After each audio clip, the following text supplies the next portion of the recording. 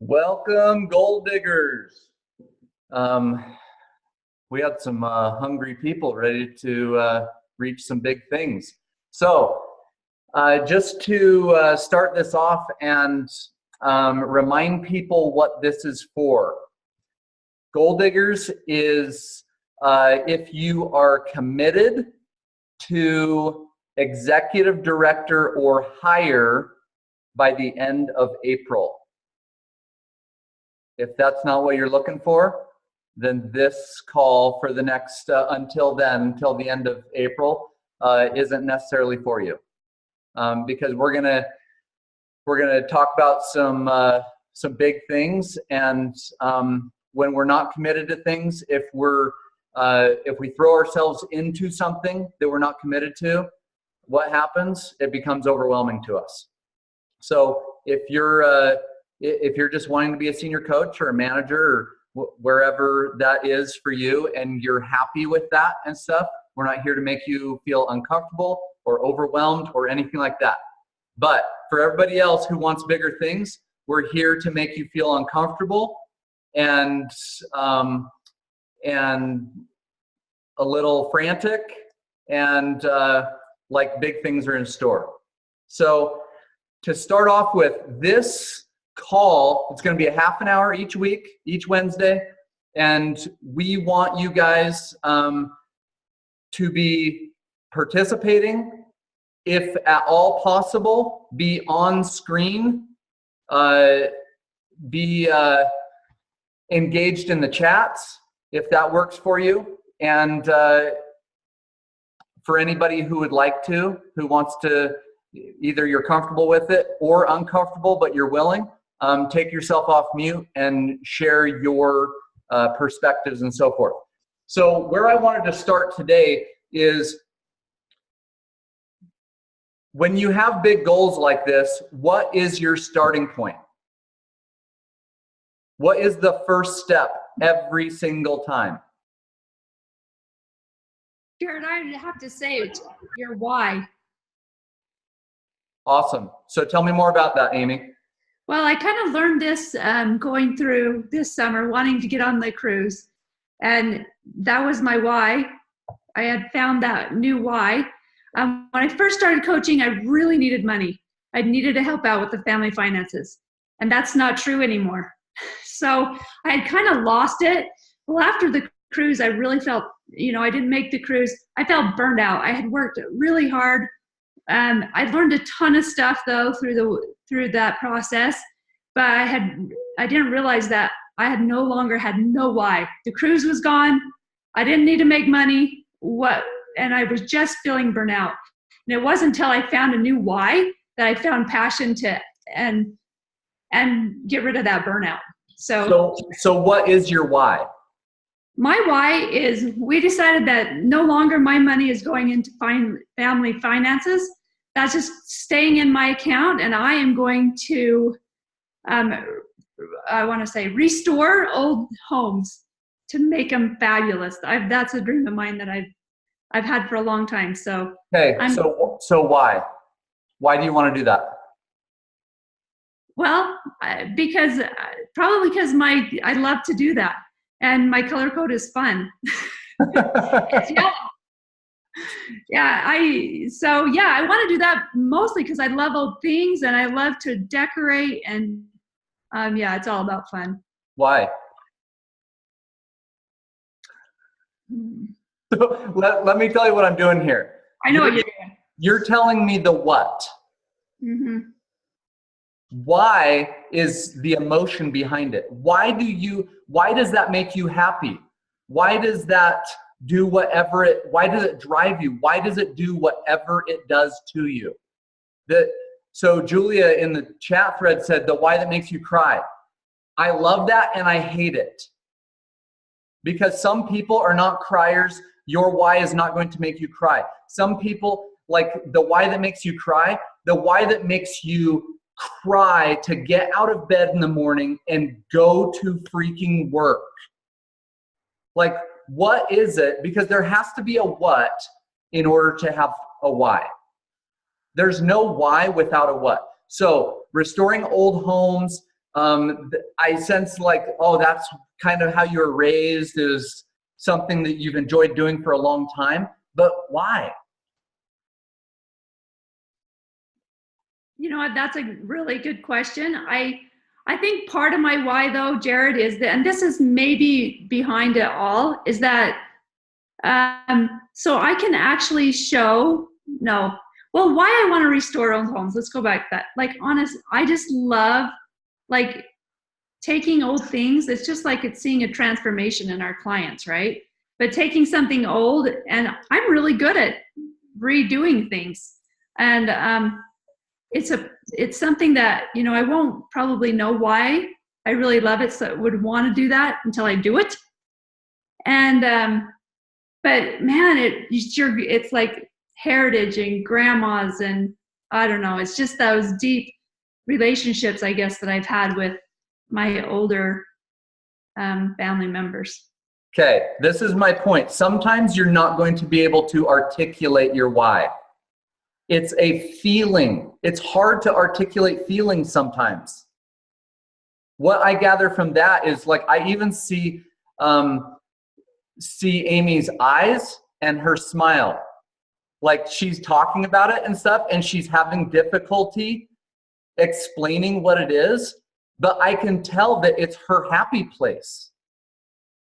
Like, that's kind of all you can explain sometimes. Sometimes you cannot explain the emotion, or because feelings are not the same as words. And if it's really powerful to you, sometimes you're not going to be able to express it properly, but it will drag your butt out of bed on your worst day. Okay? So I want to talk about, Leanne says to be free. We'll have a longer discussion about that sometimes, but freedom, I just finished reading a book that talks about freedom is an essential piece to happiness. And one of the two things that are often tied to freedom is, one, time, being in control of your time, and two, the courage to be disliked. Basically, stop thinking about what other people think about you. It doesn't matter. Okay? So if you guys want to accomplish big things over these next few months, BED or higher, you're going to have to stop thinking about what other people think of you. You're going to have some courage to be disliked by some people. In psychology, it's called a separation of tasks. My job is to invite people. My job is not to respond to me. That's their job. Their job is to be accepting, to be offended, to be thankful, to be whatever. That's not my job. Separation of tasks. When we collude tasks, when we take other people's responsibilities on us, all kinds of things go backwards and sideways, right? So let's, starting off, we always have, when we start something like this, there's a lot of motivation, right? There's a lot of excitement. I'm going to say something that Amber always says here. There are roughly 80 to 100 people on this call right now. Half of you will not finish.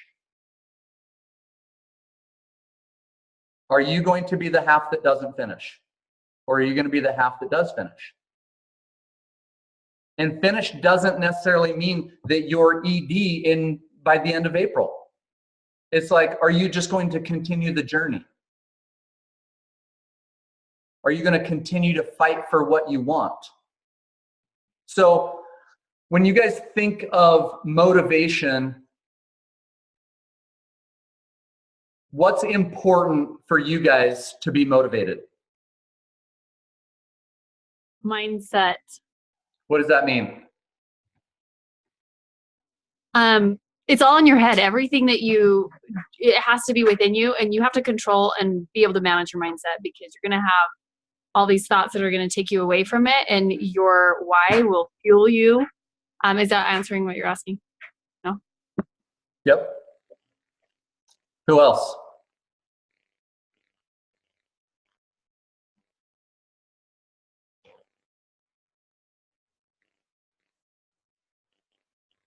Doing things that you don't want to do. That's the other part.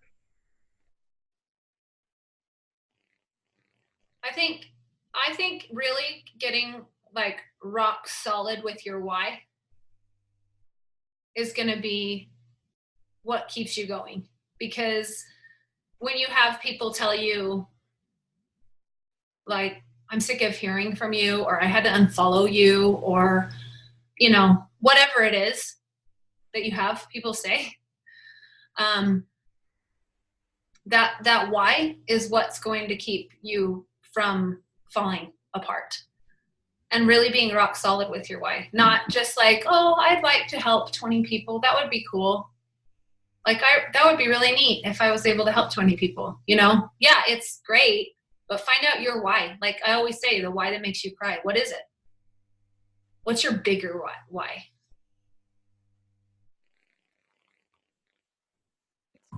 For me, it's easy for the feeling to go away. And so you've got to create a way for you to take action even without the feeling. And so if I'm not thinking of my why, then at least I have systems in check of here's my action steps that I'm going to do even if I don't feel like it. And so being clear about the action steps I need to take is really nice for me. So I can, even if I'm having a crappy day, I can go out and meet one person, you know, having that minimal thing that I'm like completely committed to do for sure, no matter what. Structure versus emotion. Yeah. Right? Awesome. Amy? That's exactly what I was going to say. Just having something set up that you do every day. So kind of like systems. And also, I was thinking when Kat was talking, you know, disconnecting from the outcome. So somebody can say that in better words than me, but like, just if a no is a no, it's take the emotion out of it. Awesome. I love that. So motivation is 100% about commitment rather than desire. If you commit to something, whether it's growing to ED, a business of any sort, a relationship, your kids, whatever it is, that will not fall apart from your end, at least. It may fall apart from someone else's end, but that's separation of tasks, right? That's their responsibility to give the same commitment. But if you're committed to it, it doesn't matter how you feel. Commitment over desire. So, like Kirtley said, have things in place. If you want to accomplish anything in life, there's two things that you need. You need to know your why, the what and the why. We combine the what and the why. The why is the emotion attached to the what. What you want your life to look like, what you want your life to feel like. All of the things that are wrapped up in that. People are like, I want to create memories. Well, what freaking memories do you want? Tell me exactly what memories you want. And Helen Irwin, she asked us this question at Sundance a couple of years ago. She said, write down what you want to create in your life. And right as we were about to put pen to paper, she said, wait, I've got another criteria. Does anybody remember what it was that was there? Kirtley was there, Julia was there. I can't see everybody on screen. I think Kat and John were there. You guys remember? She said, okay, write down what you really want, not what you think is possible. Our brains will naturally, in that moment, say, hey, I've got to shut this down. I've got to limit myself. I need to lose 100 pounds, but I just told my coach that I want to lose 50. Why? Because I've lost 50 lots of times. I never got the 100 off, whatever it is. I'll tell you this, part of this goal diggers, if you're not where you want to be physically, I would encourage you to make a weekly call habit with your coach and get where you want to be. When you're doing something physically and mentally together, it will take hold so much better than if you're working on one aspect at a time. We live in a world in the last few decades that's been like, hey, compartmentalize your life so everything is manageable. The trilogy of optimal health, healthy body, mind, and finances, and everything that lies within those three areas happens when we're focusing on ourselves as a whole being. That's what holistic health is. Focusing on us as a whole, complete being so that we're improving all the time. Because if you got one area that's way out of balance, it's going to drag down the other areas. Hey, Jared. Yeah. I'll go. I will add to kind of the same thought as Helen Irwin, and what was a big takeaway of mine from Sundance several years ago was our Robert Fritz. And he was talking about his son who wanted to play baseball, and his son was like, I can't throw it. He's like, it doesn't matter. He's like, I can't throw it. And he literally just didn't think he could throw the ball. And basically he broke it down and said, does it matter if you think you can do it or not? No, what matters is if you take the action, you move your arm. And so kind of the whole idea and importance of, sometimes we have goals or desires and we might limit ourselves, like Jared's saying, to what we think we can do. But literally, if you just take action, you can surpass what you once thought was maybe even possible. Jared, I have something to go along with that. Yeah. I was listening to a podcast about this morning, and how she was saying, like, all goals are impossible before you achieve them. Like, it's impossible because you've never done it before, right? It doesn't mean that that doesn't mean that you can't get there, but up until this point, it has been impossible, right? And so we use our past evidence of, oh, well, okay, say I want to lose 30 pounds. You say, for my whole life, I haven't been able to lose 30 pounds, so I can't do that right now. Or I have never been able to make a certain income my whole life. So we use our past evidence and decide our future. And she says, that's why 99% of Americans are stuck in the same place over and over and over again, because we are stuck in that rut where we have to shift out of the possible to the impossible and start saying, well, something's got to change. I can't think that if I think it's possible, then that's wrong because I already have gotten there. I've got to shift to the impossible and do something that I haven't done before. Hey, I'm going to add to that as well. Reading John C. Maxwell, one of his books. If you guys haven't picked up any of his books, just write his name down and you can pick any one of them and they'll work. But growth always increases your capacity. And then a few minutes later, he said, when you think of limits, you create them. So let's set some goals where we don't have limits going into it. I'm glad that Liz wrote that in the chat thread, because while Chantel was saying that, that's exactly, everybody's seen that meme floating around and stuff, but it's I'm possible, not impossible, right? And interesting thing, the book that I was just reading called Courage to be Disliked, at the end of the book, he talks about, we've talked about this before, being present. What does being present mean? The past does not exist. The past does not, you're not living in the past anymore, right? It happened. You can't change it. All you can change is the future, but the future also does not exist yet. So he gives this analogy. If you've ever been on a stage and like all the house lights are on, you can see all the audience. You can see above, in front of you, behind you. But if they turn off the house lights and they put a spotlight on you, and you can't see anything. Like, it's the weirdest thing. Like, I don't know if you guys have ever done this, but at convention, Amber and I and Chantel, a few of us have had that opportunity. They turn on that spotlight. You can't even see the people in the front row. It's so black out there. That's what presence is. You're just focusing on the now. What am I doing right now to create the future that I want?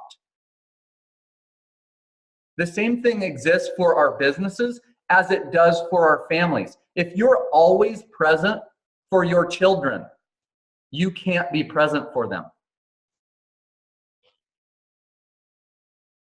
Because if you're always present with them, you're always thinking of other things that you need to do, so you can't actually be fully present. You're looking in the future and in the past and sideways and upways and downways and backways, like Willy Wonka, right? The Wonkavator. So being present in the here and now, that's what Kirtley was talking about with your routines and commitment. Rather than feeling like you want to do something, you have to have those routines in place that this is my commitment. These are the action steps. This is what I'm going to do regardless of how I feel. And you get that done and you're done with it.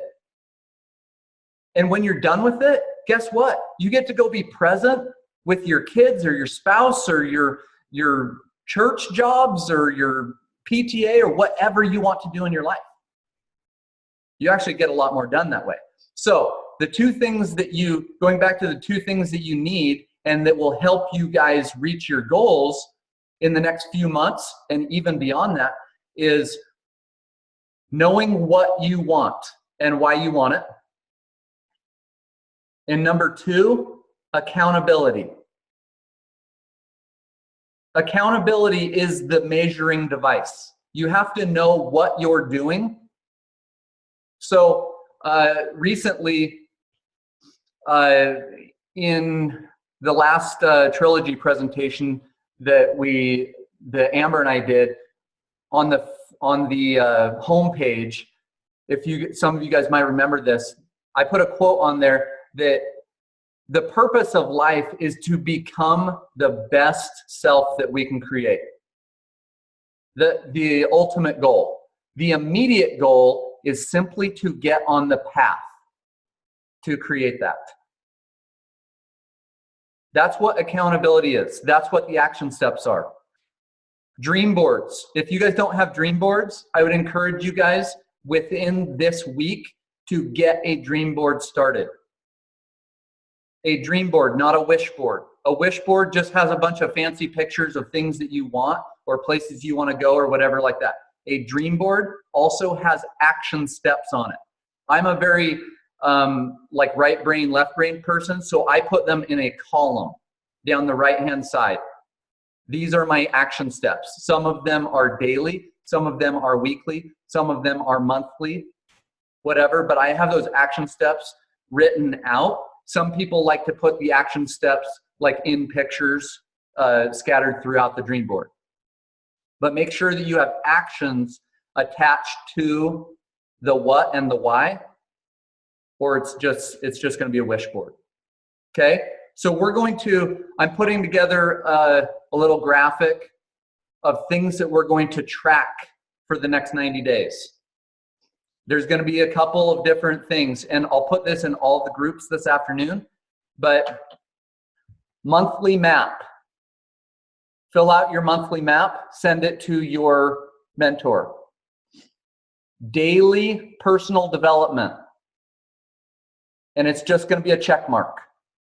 It can be a 30-minute podcast. There are so many different things. I would encourage personal development is anything that helps you grow. My exercise time is part of my personal development. That made exercise so much easier for me because it's something that I need to personally grow. So I do not miss it. Social media, 3x3x3. If the 3x is too much for you, start out with 1x1x1. Just make something a habit. Make something a routine that you do every single day. Fourth is getting the word out. Calls or conversations, however those go for you. And this will be setting a weekly goal of how many people to get the word out to. If you guys don't know what getting the word out, this afternoon or within the next 24 hours, reach out to your mentor and ask them what getting the word out is.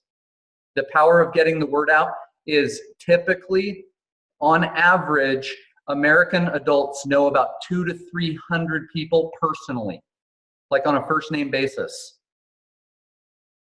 But about 2/3 of every even in our first circle of influence, those people know about 200 people that we don't know. So your first sphere of influence is about 200 to 400. Your second sphere of influence is about 40 to 50,000. So that's why getting the word out calls are so powerful.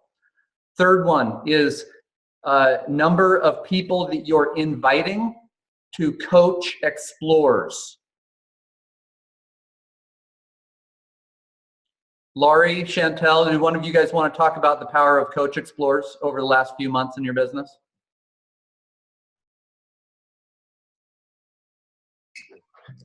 Laurie, you want to?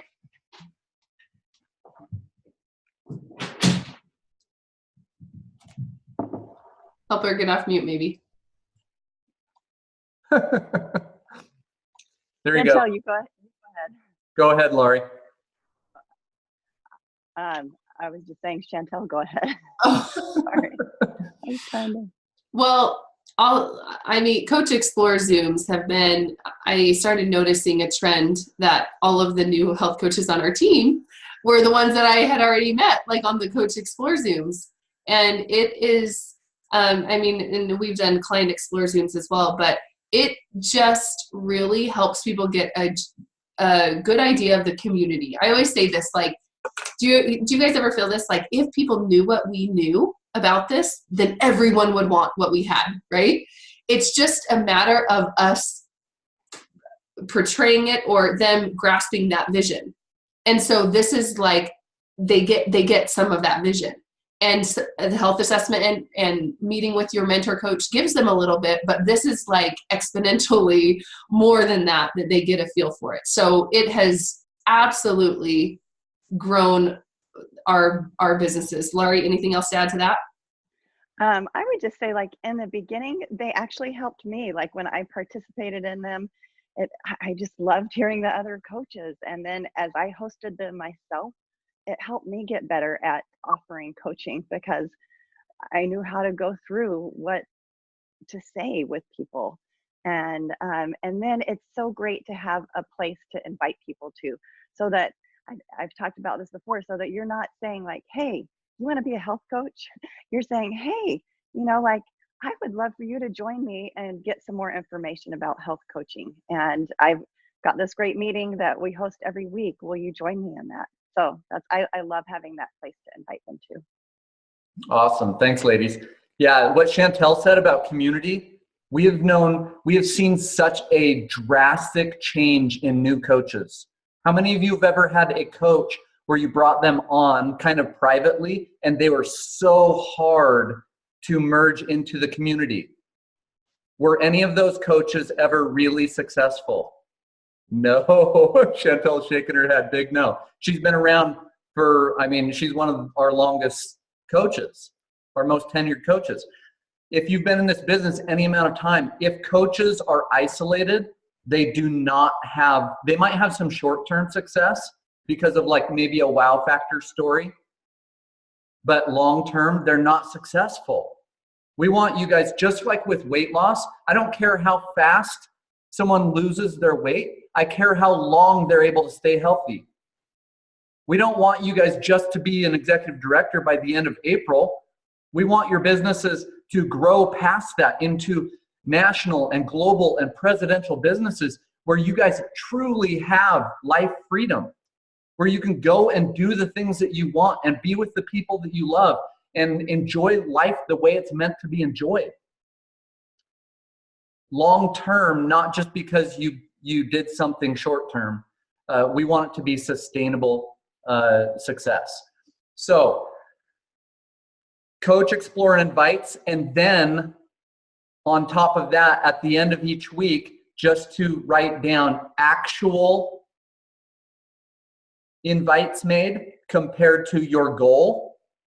So if your goal was to invite 10 people to a Coach Explore, you were only able to reach out to 5 people. We want to know that, right? It's not to slap your hand or make you feel bad or anything like that. It's just, if you want to grow your business really fast, you got to invite more people. You got to share with more people. And then also the actual number of people who attended either a local event or a Coach Explore or a Client Explore. Because these things are going to help your mentors when they're working with you to know, okay, these are where you have good skills. You're inviting a lot of people, but not very many people are showing up. So let's go in and revisit how you're inviting, things like that, so that we can up those numbers. When Amber and I first started, when we talked to people about the program, maybe 1 out of 10 would sign up as clients. Like probably within our first 90 days. After that, we were up to 2 out of 10. Now, when we're talking to people, it's like 5 out of 10. Because we prep people differently. We talk to people differently. We've been around a lot longer, so people have been watching us. We have a reputation for long tenure in the business. So when people are actually talking to us, they see that we've been around for a long time and we're not going anywhere. So any last minute thoughts? I'm going to put this together, put the graphic out, and you'll just report on these things each week to your mentor.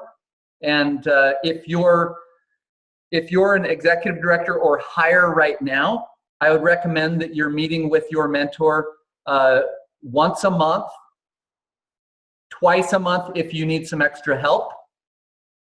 If you're not an executive director yet, I would encourage you to have a mentor time with your coach each week. And what that should look like is about 10 to 15 minutes max. And don't go to that meeting not having anything done.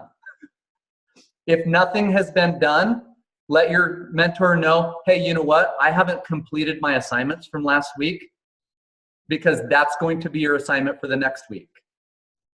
Don't go and say, hey, didn't do anything. Jared? Yeah, go ahead, Shannon. I just have a thought. If somebody was asking in the chat thread about the accountability and our mentors and stuff, and I agree with what you're saying, and I just have a thought about this, that with our mentors, you guys can, okay, how do I say this? is make sure that you are the one that is responsible for reaching out to your mentor coach. I have seen a lot of people kind of step back and say, I'm waiting for my mentor coach. Oh, they don't have time or whatever. I'll tell you, Jared and Amber are the most amazing mentor coaches that have ever existed on the planet. And I promise you, I have reached out to them 99% of the time. Like, they have literally only, if you want to say, reach out to me 1% of the time. Because it's not necessary. I will come to them when I'm ready for my next goal, when I need something from them. I don't sit back and expect that they're going to think of what I need and come up with and try to motivate me. And when we get on a call, I don't expect them to motivate me or get me in the mood to coach, right? I come to them with action step ideas and I say, this is what my plan is. Now, from your perspective, what are you thinking? So if you want a mentor coach, or if you want a mentor session to go really, really, really well, then come to that session, maybe with a few ideas that you've planned out, maybe a few concepts you need to go over, and really already have a plan made up and have them guide you through that from their experience. So I just had to say that. Thank you. Can I add to that? Yes. So I want to to be a second witness for Shan on that because it's so super, super true. And also, like, coming from a different color, Shan's a red and I'm a yellow.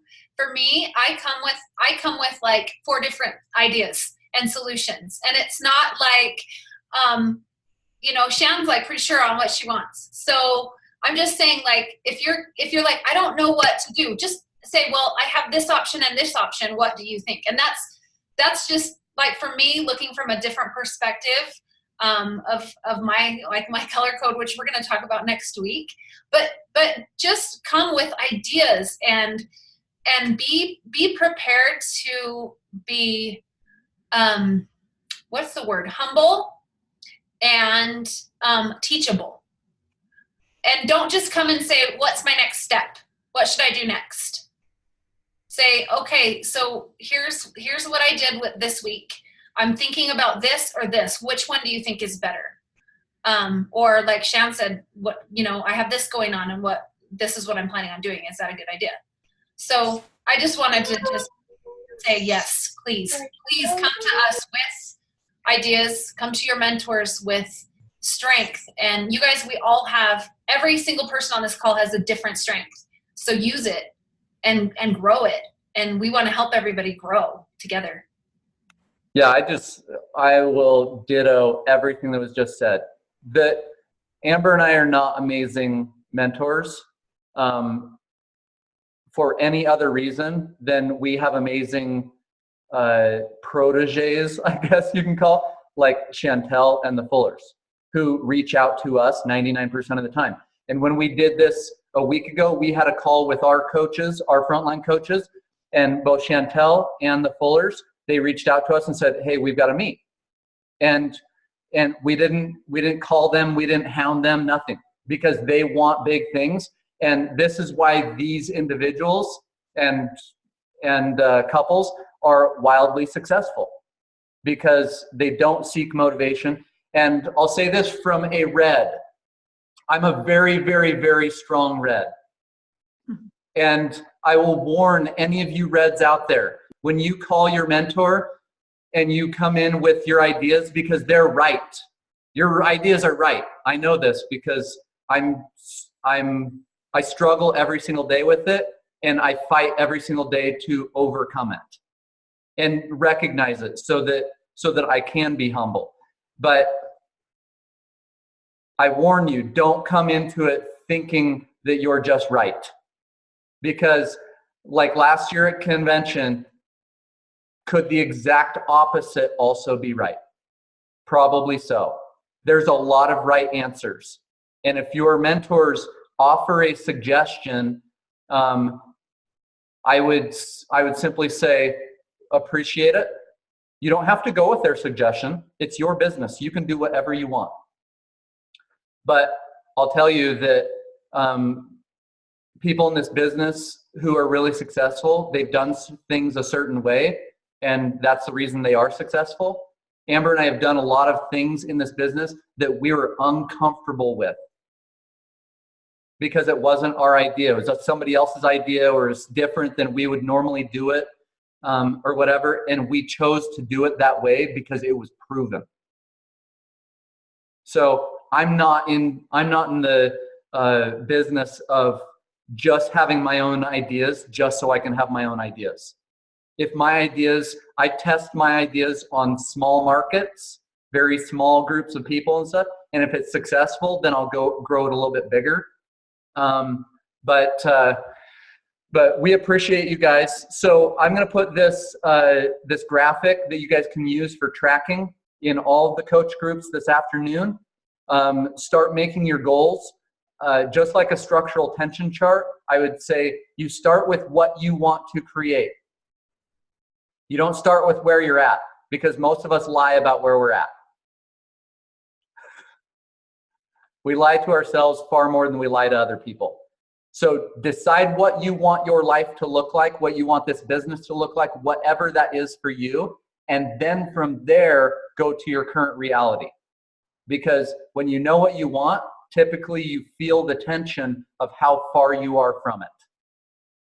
So when you do meet with your mentor, simply tell them where you're at. In the business, they know where you're at because they can look at your back office in Optavia Connect.